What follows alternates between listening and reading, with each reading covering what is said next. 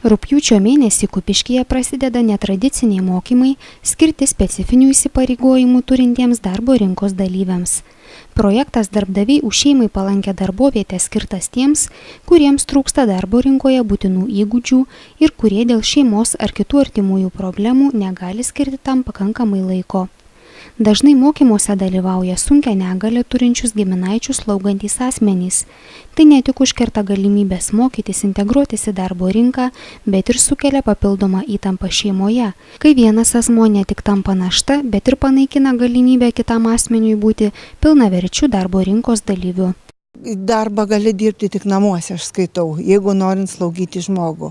O šiaip tai vis tiek jam ir vandens reikia paduoti, ir į tualetą jis nori, jeigu jis yra sąmoningas visas tas žmogus. Nes, sakykime, aišku, uždedi pampersą ir palieki, jis ten guli, bet tai jis šaukėsi ir pagalbos, kad jam reikia, su juo reikia, kad ir pakalbėti ir kada yra protingas žmogus, jisai, sakoma, neparalyžiuotas, bet jisai sąmoningai kalba ir jam tikrai daug pagalbos reikia. O kaip manot, ar tuomet darbas tik tai namuose įmanomas, ar galima, pavyzdžiui, ir valdiškai dirbti? Nebent netoli, sakykime, tas darbas būtų ir, sakykime, su pertraukom. Porą valandų atidirbai, ten, sakykime, vėl perlėkiai valandai namo ir taip toliau. Aš manau, kad šitaip tikrai galima būtų suderinti. Bet sakau, tie, kurie gulintis ant patalo, tai arba žmogaus turi prašyti iki svetimo, kad jis ateitų ir nusamdyti, ar savanoriai kokį rasti. Vienu žodžiu, aš taip manau. Žinių ekonomikos forumo vykdomo projekto metu šeimos problemų spaudžiami žmonės ir dirbantieji ir tie, kurie neturi darbo, gaus puikią galimybę Kupiškio viešojoje bibliotekoje lankyti nemokamus profesionalių lektorių vedamus seminarus, kuriuose išmoks reprezentuoti save, išgirs naudingos informacijos, padėsiančios ginti savo interesus. Mes kalbiname Kupiškio rajono savivaldybės administracijos socialinės paramos skyriaus vedėją Laimą Bartulienę ir klausėme, ar šis projektas yra aktualus kupiškėnams ir kiek žmonių galėtų pasinaudoti jo teikiamomis galimybėmis. Birželio 1 dienos duomenimis iš socialinės paramos skyriaus buvo mokamos 495 asmenims priežiūros pagalbos išlaidų tikslinės kompensacijos ir 249 asmenims slaugos išlaidų tikslinės kompensacijos. Tai galima sakyti, kad 249 asmenims yra nustatyta sunki negalia. Ir prie šitų žmonių iš tikrųjų jiems turi būti nuolat kitas asmuo, kuris padėtų jais rūpintis, prižiūrėtų, tenkintų jų poreikius. Tiems asmenims, kuriems nustatytas ypač slaugos, specialusis nuolatinės slaugos poreikis ir kurie yra teismo keliu pripažinti neveiksniais, jie iš tikrųjų negali būti palikti vieni be kitų asmenų priežiūros.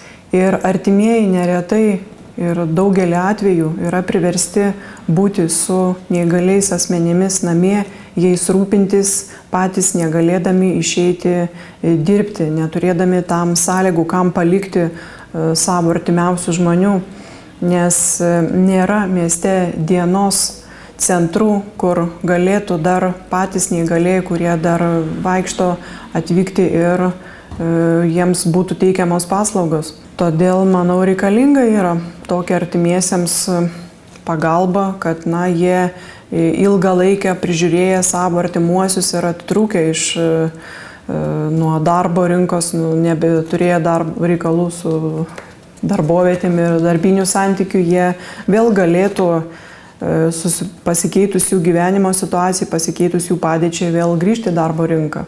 Mokymai Kupiškyje vyks 5 grupėms – interesų gynimas darbo rinkoje, įsipareigojimų šeimai pasidalymas, lyčių lygybė šeimoje ir darbe, karjeros galimybės ir įsipareigojimai šeimai, socialinės įtampos mažinimas tarp įsipareigojimų darbdavių ir šeimai.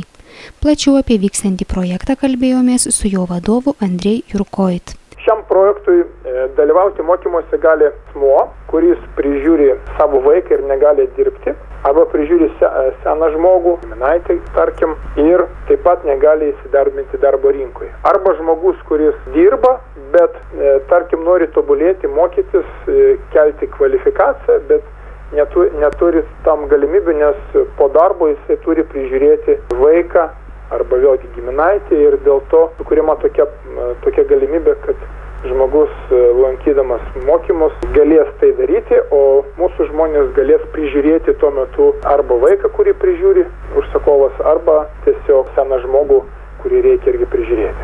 Visi mokymai, visi paslaugos priežiūros darbai yra nemokami, tai finansuoja ES kartu su Lietuvos valstybė ir todėl visi žmonės galės tą progą pasinaudoti. Kokias galimybės įsidarbinti turi tokius specifinius poreikius turintys gyventojai, pasakojo Panevėžio teritorinės darbo biržos Kupiškio skyriaus vedėjo pavaduotoja Laima Vaitiekūnienė. Apie galimybės padėti žmonėm, būtent slaugantiems savo artimuosius, kalbėti galima būtų daug ir pasakyti ir daug ir nieko, kadangi tai priklauso nuo kiekvieno konkretaus atvejo, priklausomai nuo būtent to žmogaus išsilavinimo, nuo jo turimos profesijos ir darbo patirties. Priklausomai nuo to, ar jisai registravęs darbo biržai galės turėti bedarbio statusą, ar jisai galės dirbti visą dieną, ar jisai galės dirbti tik namuose. Dar priklauso nuo žmogaus gyvenamosios vietos. Jeigu žmogus, pavyzdžiui, gyvena Kupiškyje, tai jam įsidarbinti ir galimybės yra didesnės. Pagaliau gal jisai dirbdamas Kupiškyje dar gali nueiti į namus, dar pasižiūrėti ir tą slaugomą žmogų. Kitas dalykas, jeigu žmogus gyvena kažkur kaime, kur susisiekimas su Kupiškiu, nes dauguma vietų yra apie 70-80% užregistruojama būtent darbui Kupiškyje. Taip, kad jeigu žmogus tikrai norės darbo, jisai visų pirma turi įsiregistruoti darbo biržą ir tada tiesiog pagal jam, tiesiog kiekvienam žmogui mes parinksime tinkamiausią variantą. Projekte Darbdaviai už šeimai palankę darbovietę mūsų rajone kviečiami dalyvauti asmenys dėl šeimos įsipareigojimų, prižiūri vaikus neįgaliuosius ar senyvo amžiaus šeimos narius nedirbantys arba turintys sunkumų derindami šeimos ir darbo įsipareigojimus. Norintys dalyvauti projekte Darbdaviai už šeimai palankę darbovietę kviečiami registruotis telefonu 8640 30294 arba elektroniniu paštu. Minėtas projektas finansuojamas Europos socialinio fondo agentūros lėšomis ir yra įtrauktas į Lietuvos Respublikos socialinės apsaugos ir darbo ministerijos skirto biudžeto asignavimą. Priemonė šeimos ir darbo įsipareigojimų derinimas įgyvendinama pagal 2007-2013 metų žmogiškųjų išteklių plėtros veiksmų programos pirmą prioritetą kokybiškas užimtumas ir socialinė aprėptis.